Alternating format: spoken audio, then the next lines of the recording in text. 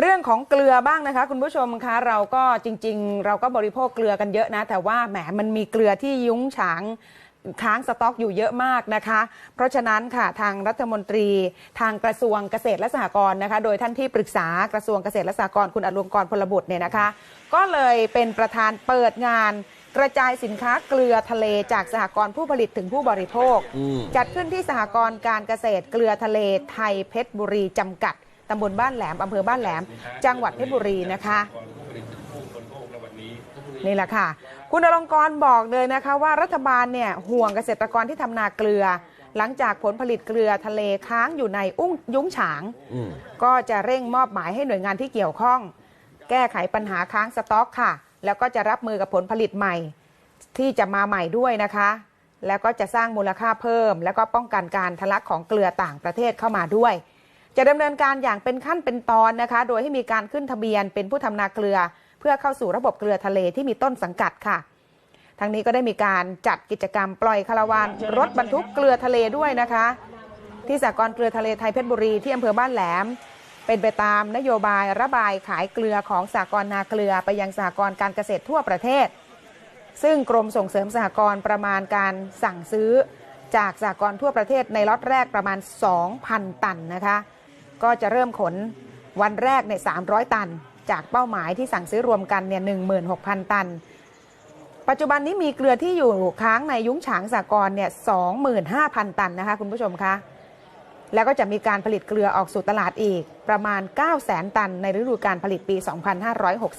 2563 ซึ่งคณะกรรมการพัฒนาเกลือทะเลไทยได้ร่วมมือกับทุกภาคส่วนทั้งภาครัฐและก็เอกชนเร่งช่วยเหลือเกษตรกรชาวนาเกลือโดยมอบหมายให้กรมส่งเสริมสหกรณ์ไปสร้างระบบสหกรณ์โมเดลเชื่อมสหกรณ์ผู้ผลิตกับสหกรณ์ผู้ใช้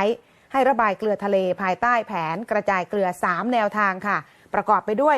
1. กระจายเกลือทะเลให้สหกรณ์ทั่วประเทศโดยขอความร่วมมือกับสมาชิกสหกรณ์แต่ละแห่งให้ซื้อเกลือทะเลครัวเรือนละ1ถุงหรือว่า5กิโลกรัมราคาถุงละ27.50 สตางค์เท่านั้นเองค่ะข้อ 2 ก็คือขอความร่วมมือศูนย์กระจายสินค้าสหกรณ์หรือว่า CDC ซึ่งมีอยู่120แห่งทั่วประเทศเนี่ยนะคะให้ช่วยกระจายเกลือทะเลด้วยและ 3. ประสานงานองค์การสะพานปลาใช้เยอะนะคะสะพานปลาขอความร่วมมือให้ซื้อเกลือทะเลนะคะซึ่งตอนนี้สะพานปลาหรือว่าท่าเทียบเรือทั้งหมดเนี่ยนะคะรวมทั้งประเทศรวมทั้งหมดเลย18แห่งนะคะ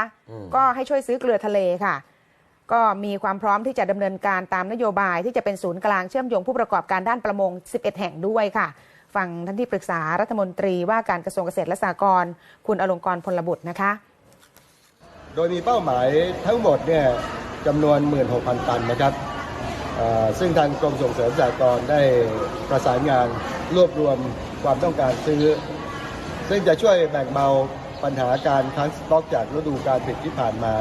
จำนวน 25,000 ตันนอกจากนั้นแล้วเนี่ย